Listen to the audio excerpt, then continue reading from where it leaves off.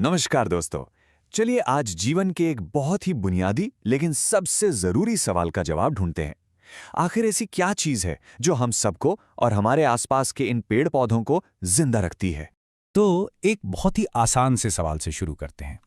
आप कैसे बताओगे कि कोई चीज जिंदा है या नहीं? मतलब जिंदा और मुर्दा में आखिर फर्क क्या है?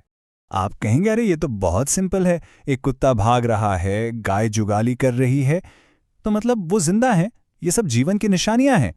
लेकिन जब वो सो रहे होते हैं तब क्या? तब भी तो हम उन्हें जिंदा ही मानते हैं, है ना? और पौधों का क्या? वो तो न चलते हैं न भागते हैं, फिर भी जिंदा है। तो फिर जीवन की असली पहचान क्या है? पता है, जीवन का सबसे बड़ा सबूत हमारी आंखों को दिखता ही नहीं है, वो है मॉलिक्यूलर मूवमेंट। यानी हर जिंदा चीज के अंदर बहुत ही छोटे लेवल पर मॉलिक्यूल्स हमेशा हमेशा हिलते रहते हैं, और यही हरकत, यही मूवमेंट जीवन का असली आधार है। और इसी मूवमेंट को बनाए रखने के लिए जरूरी हैं लाइफ प्रोसेसेस। चलिए देखते हैं कि ये क्या हैं। तो लाइफ प्रोसेसेस क्या हैं?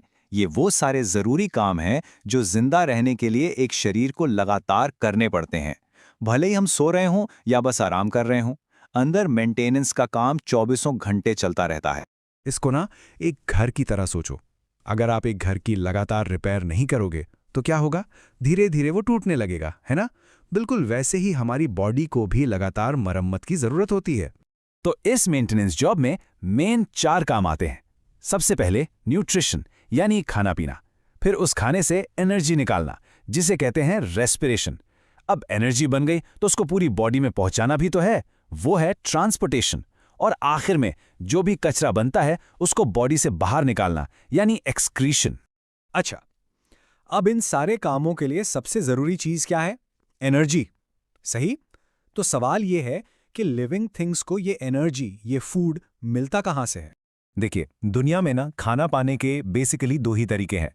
एक होते हैं ऑटोट्रॉफ्स, ये वो हैं जो अपना खाना खुद बनाते हैं, जैसे कि सारे हरे पेड़ पौधे। और दूसरे होते हैं हेट्रोट्रॉफ्स, जो अपने खाने के लिए ऑटोट्रॉफ्स पर डिपेंड करते हैं, जैसे हम लोग और बाकी सब जानवर। तो चलो आज हम नेचर के इन मास्टर शेफ्स यानी ऑटोट्रॉफ्स के बारे में थोड़ा डिटेल में जानते हैं। ये वही हैं जो इस पूरी दुनिया के लिए खाना बनाते हैं। ऑटोट्रॉफिक न्यूट्रिशन ये वो प्रोसेस है जिसमें कोई जीव सिंपल इनऑर्गेनिक चीजों से, जैसे कार्बन डाइऑक्साइड और पानी से, अपना खाना खुद बना लेता है। और पौधे जिस कमाल के प्रोसेस से ये करते हैं उसे कहते हैं फोटोसिंथेसिस। तो आखिर क्या है ये फोटोसिंथेसिस की जादुई रेसिपी?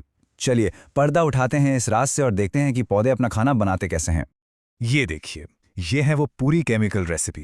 पौधों को क्या चाहिए? बस 2 चीजें, हवा से कार्बन डाइऑक्साइड और जमीन से पानी।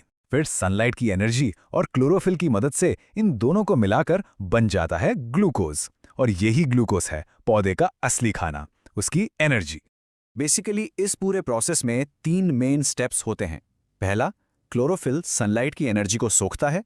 दूसरा, इस लाइट एनर्जी को केमिकल एनर्जी में बदला जाता है। और तीसरा और आखिरी स्टेप, इसी केमिकल एनर्जी को यूज करके कार्बन डाइऑक्साइड से कार्बोहाइड्रेट यानी पौधे का खाना बनाया जाता है। लेकिन सवाल अब भी वही है, पौधे के अंदर आखिर ये किचन है कहाँ? ये खाना पकता कहाँ है? ये है किचन, है पत्ती के अंदर। जरा इस इमेज को ध्यान से देखिए।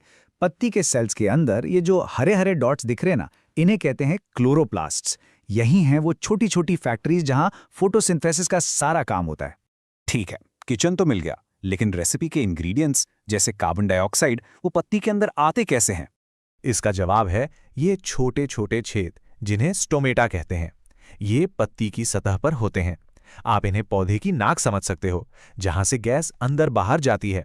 और इनके खुलने और बंद होने को गार्ड सेल्स कंट्रोल करते हैं।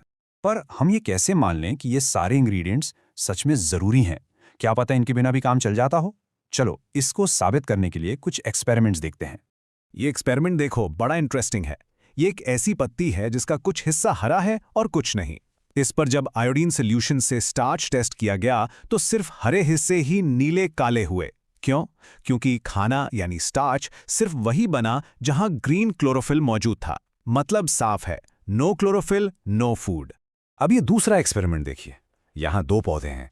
एक के पास हमने पोटेशियम हाइड्रोक्साइड रखा है, जो सारी कार्बन डाइऑक्साइड सोख लेता है। दूसरे के पास ऐसा कुछ नहीं है। नतीजा? थोड़ी देर बाद जब टेस्ट किया तो स्टार्च सिर्फ दूसरे पौधे में मिला, पहले में नहीं। इससे क्या साबित हुआ कि खाना बनाने के लिए कार्बन डाइऑक्साइड बहुत बहुत जरूरी है। तो आज का टेक अवे क्या है? हमने देखा कि सनलाइट को पकड़ने के लिए क्लोरोफिल जरूरी है और खाना बनाने के लिए कार्बन डाइऑक्साइड। और यही सिंपल सा प्रोसेस इस पूरी धरती पर जीवन का आधार है, क्योंकि सारी फूड चेन्स पौधों से ही तो शुरू होती हैं। जरा सोचिए, बस एक प्रोसेस, फोटोसिंथेसिस, जो लगभग पूरे प्लैनेट को खाना खिलाता है। अगर ये प्रोसेस एक दिन अचानक रुक जाए तो क्या होगा इस दुनिया का? अगली बार तक सोचते रहिए।